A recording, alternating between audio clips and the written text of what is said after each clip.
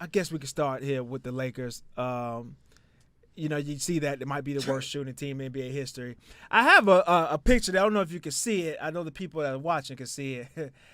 You got Westbrook at the top of the key, and this is when they were playing the Clippers, and his man is literally under the rim. But not only is he under the rim, he's facing the rim. I don't know if you can see that. That's a live play. That's not a timeout. Where's the ball doing it? The ball is in Westbrook's hand. Oh, yeah. And Westbrook's at the top of the key. Nobody within 3 miles.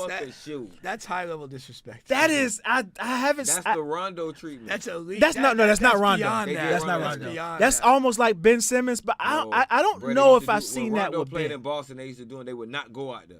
That's not. No, we're not talking about not going out there. Yeah. We're saying I'm going to walk away from you with my back turned. With my back turned. Yeah, that's different. That's top tier. Wow. So you got he's sitting out tonight with an injury. Who knows if it's injury? Yeah, alleged injury. So our guy Will Lee reported that him and LeBron had a confrontation. Westbrook and LeBron? Yeah. I wouldn't doubt it, man. Westbrook, you can see.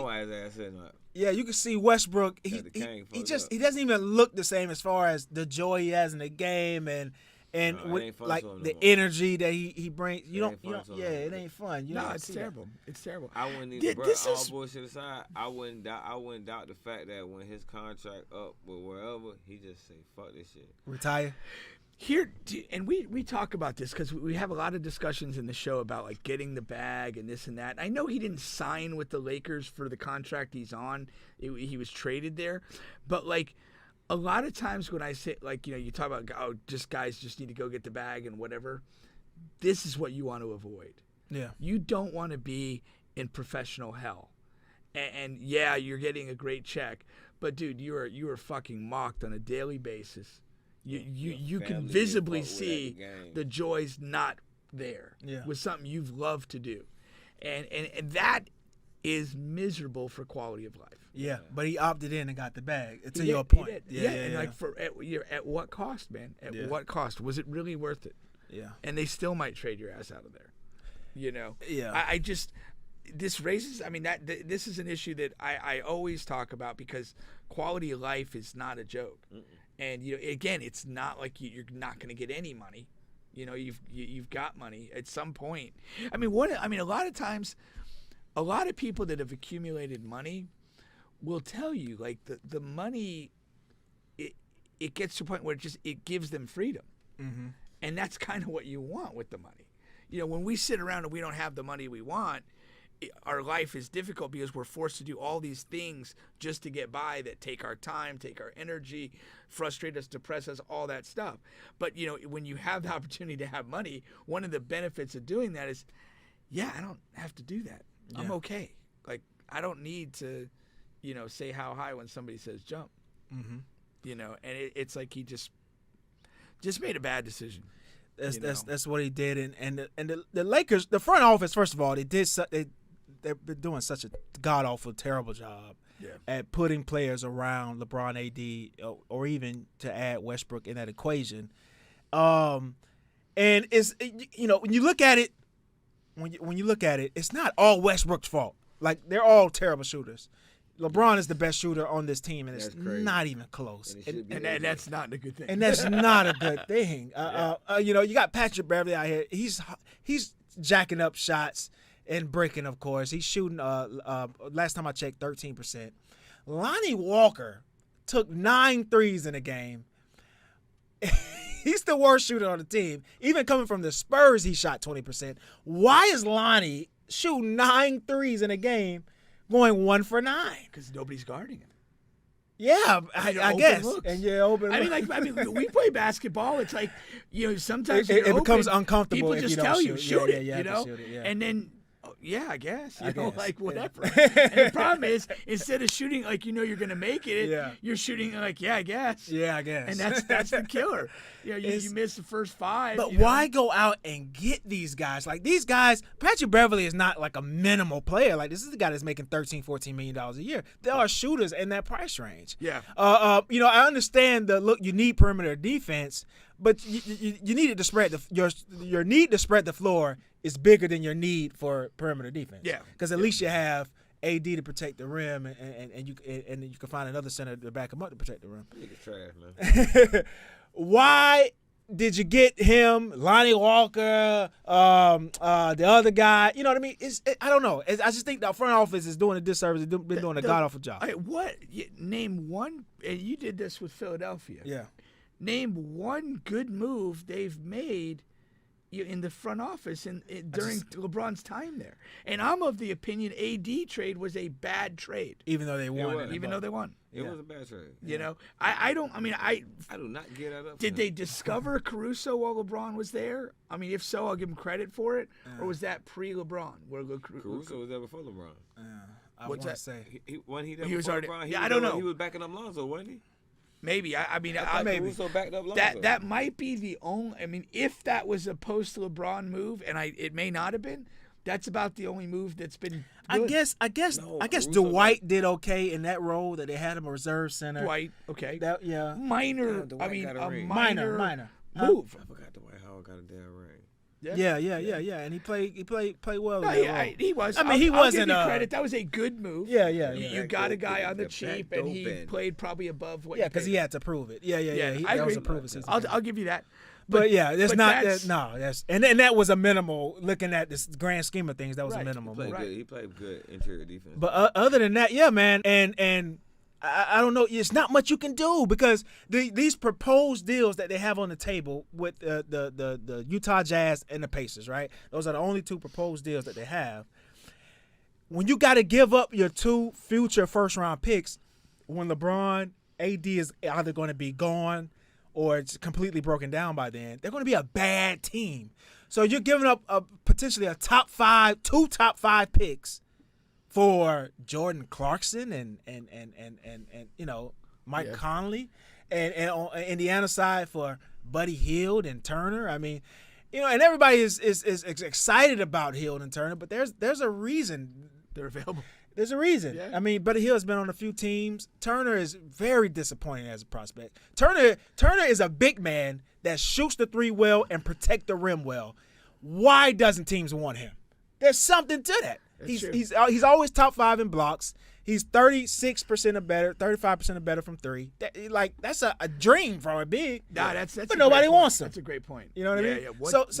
So do you want to give up 2 future top 5 picks for that? And that's the one thing I can give the Lakers organization. Like, just come on, I need a little bit more. Like LeBron, I want to help you out, but God, damn, we need something. You know what I mean? Yeah. So I don't know. Moving on from the Lakers. Let's go to Brooklyn, right? From the West Coast to the East Coast. It's not that Brooklyn is playing terrible. They lost a couple close games, but it's young in the season. They have what are they though? Like they're 2-4? Yeah, something like that. I thought they were 1-5. 1-5.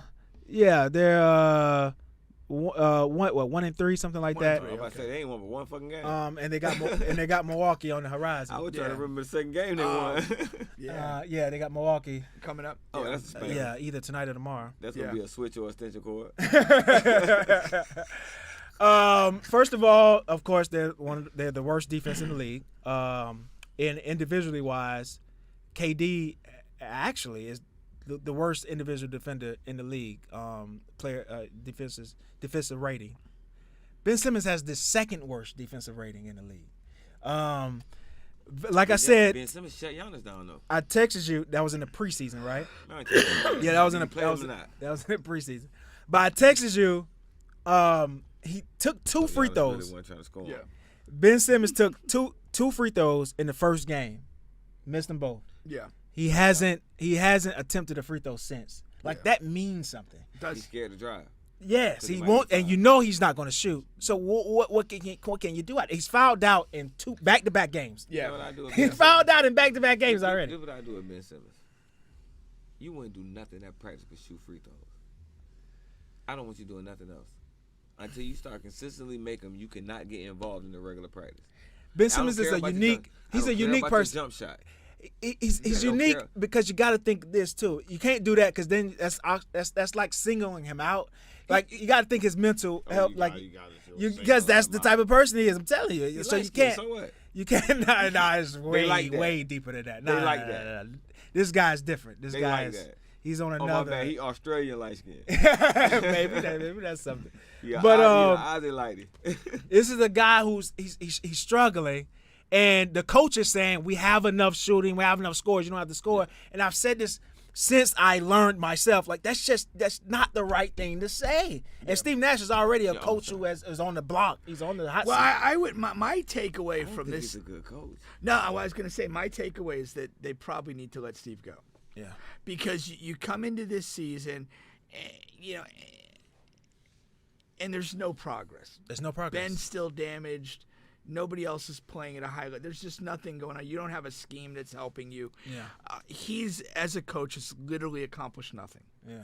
And you need to cut losses and move on. Yeah. So Early. I'd fire him by Friday. But he played for Mike D'Antoni. There's no way he can coach. Because what's going to happen is KD, like, first of all, he's aging. He's not a young chicken anymore.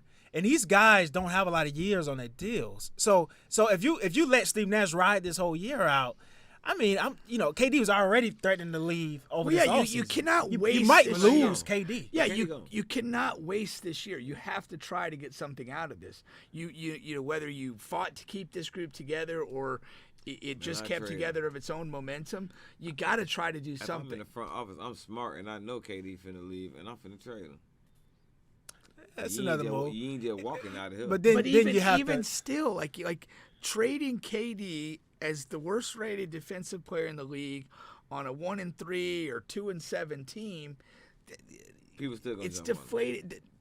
The value's deflated. Yeah, I was going to say, to what degree? They I mean, tried. you jump They on him tried for to KD. move him in the People will give a first offseason. rounder for KD, but bruh. they There's teams that tried would to give a move first him in round the- draft pick to get KD. Who gives a Well, it's shit not. It's about not. a first Yeah, round it's draft not pick? the first. They If want it ain't- 5 if it and ain't- 6. Yeah, if it ain't 1 and 2 this year, it ain't worth shit. Yeah.